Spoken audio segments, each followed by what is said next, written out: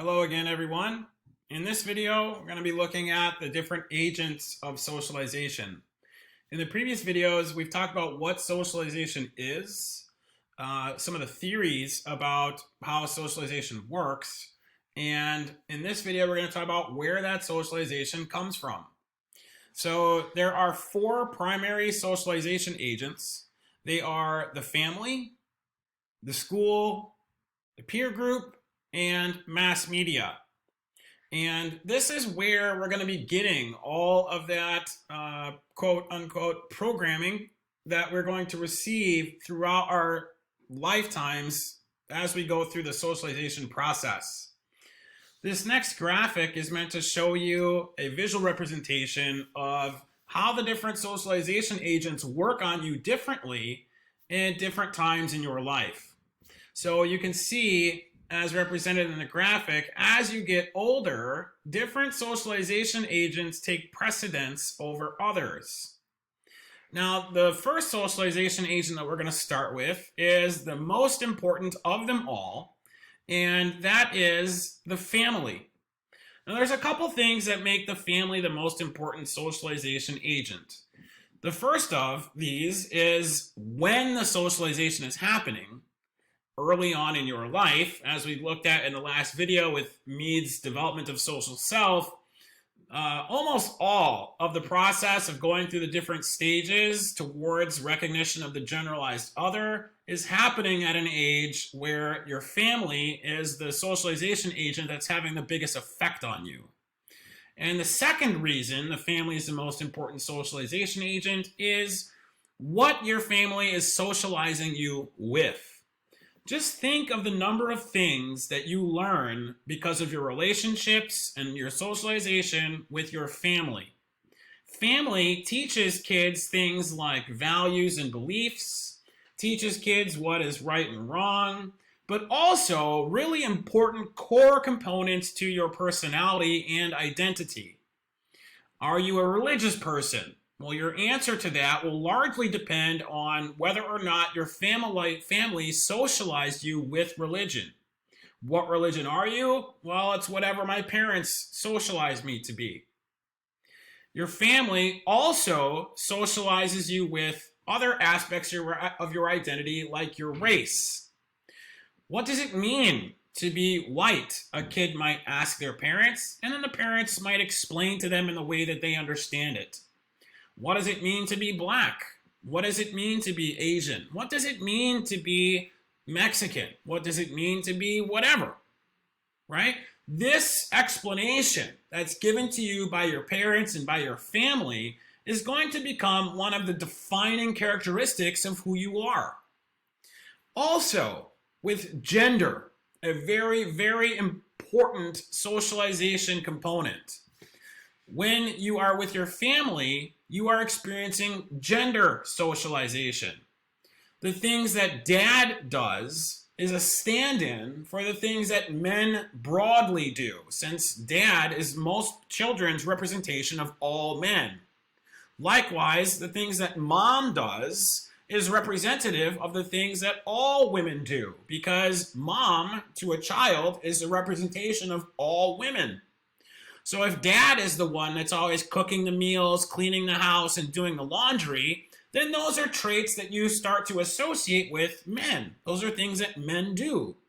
And if mom is the one who's mowing the lawn and taking out the trash and fixing things around the house, well, those are the things that you associate with women, because mom is the stand-in for all women. Now, I've intentionally reversed those traits across those genders to help illustrate. But in most households and in broader society, it is men who do the traits that I described mom doing, and women who do the traits that I described the dad doing. Okay? So another thing that happens in the family as far as socialization is the beginning of the accumulation of what's called cultural capital. Cultural capital is a hugely important, hugely significant thing that not enough people understand or even know exists. Cultural capital is defined as the skills and knowledge that you have and people that you know that give you some advantage in society. So if one of your parents is the principal of the school, that's cultural capital, because you can use the relationship with that person to give you an advantage. If one of your parents is a police officer, that's cultural capital, because you can use that relationship to give you an advantage. Cultural capital is enormously important. It begins in the family, but it continues on in other socialization agents, which we will talk about. Okay? But again, the family is the most important socialization agent because of when you're being socialized and what you're being socialized with. These real core central components to most people's identity: their racial identity, their ethnicity, their gender, their religion, and their social class. Okay? All of these come to us through the family. Now, as you get older, the school takes over as a primary socialization agent.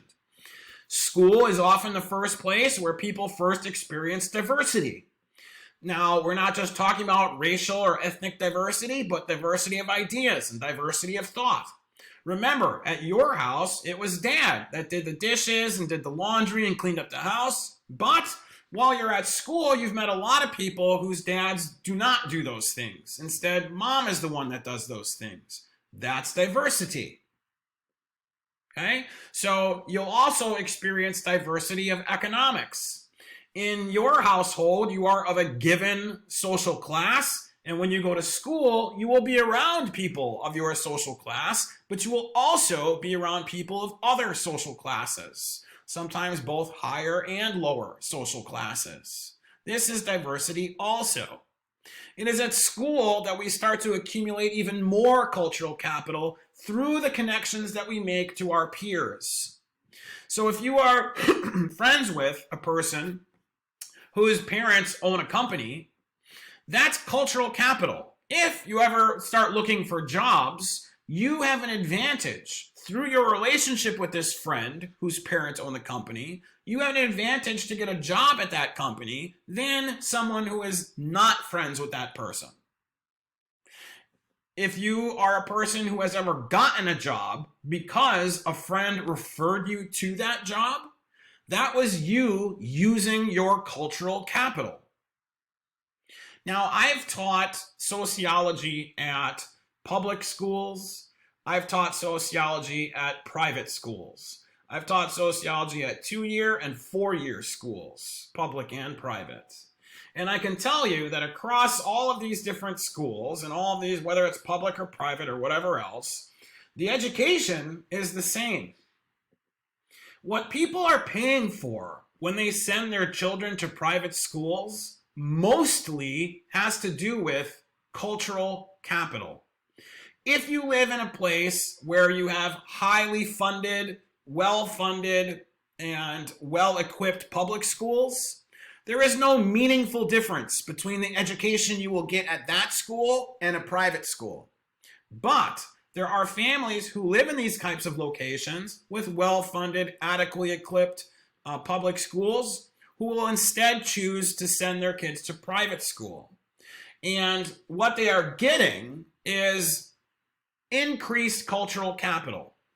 When you send your child to a private school and you pay $50,000 a year for them to go to first grade, you are now isolating your child and grouping them with other kids whose parents can also afford to pay $50,000 per year from first grade and up. So you have now put your child into a circle of potential friends whose parents are all of greater means than the rest of the population.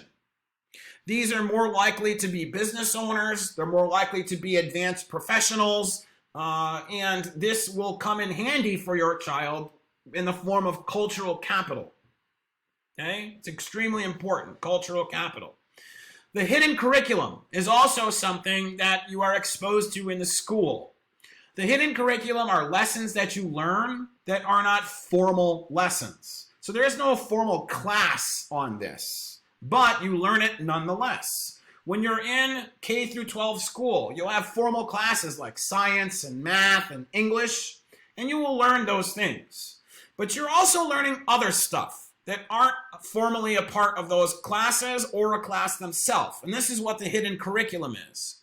You can see hidden curriculum evidenced by the bell that rings in a classroom.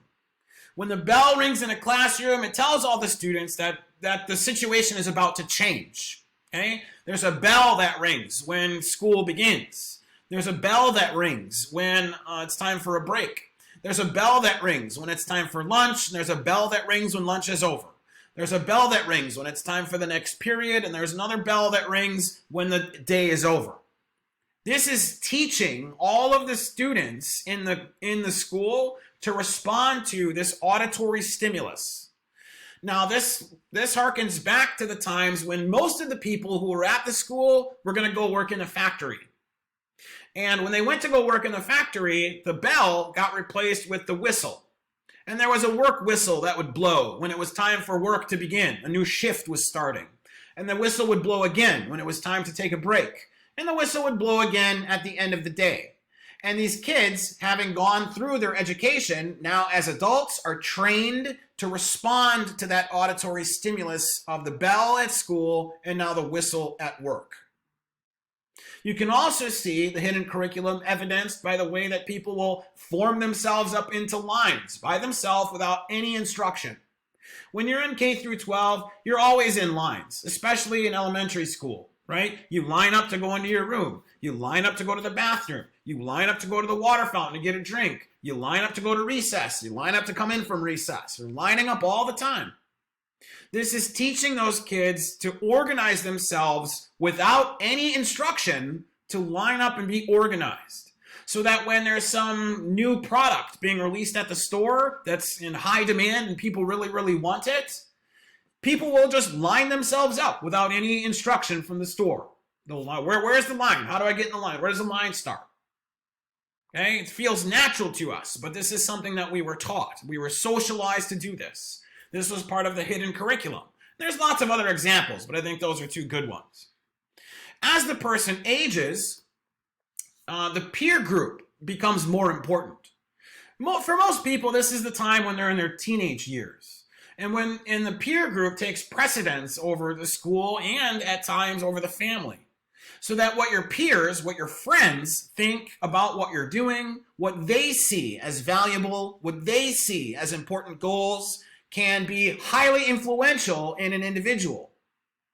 Sometimes supplanting those same things coming from their family or coming from school and school officials and administrators and teachers.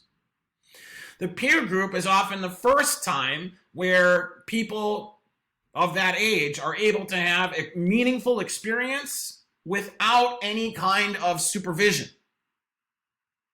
So they are having meaningful events happening in their lives. No parents, no teachers, no aunts and uncles and grandparents around to help describe or to define or to help determine the meaning of what those events mean. So this is a really important part of everybody's development because it establishes a place where people can find for themselves who they really are and what they really think. For instance, if a person has grown up in a religious household with their parents always explaining to them the importance of following the religious tenets, with the peer group, they now start having these experiences and they start participating in these activities and can then think to themselves, am I really a religious person or have I just been doing that because that's what my parents have taught me to do? Do I really believe that stuff for me? Or am I really doing that because of them? And I choose religion as an example, but it can go for any type of personal identity or values or goal setting or anything like that. Okay? It's a way for a person to establish themselves and their sense of self outside of the relationship to their family or any other type of authority figures. The last socialization agent is the mass media. And if you remember back to the first graphic I was showing you with the concentric circles, you would have noticed that the mass media is always at play. So even when you're a young child, the mass media is acting on you if your parents are letting you watch PBS or any kind of cartoons or reading books or whatever else. Mass media is not just television, it's not just internet, right? It is the books you read, the magazines, it's the billboards, it's the radio, it's mass media is all of these things. And it's always having an effect on us.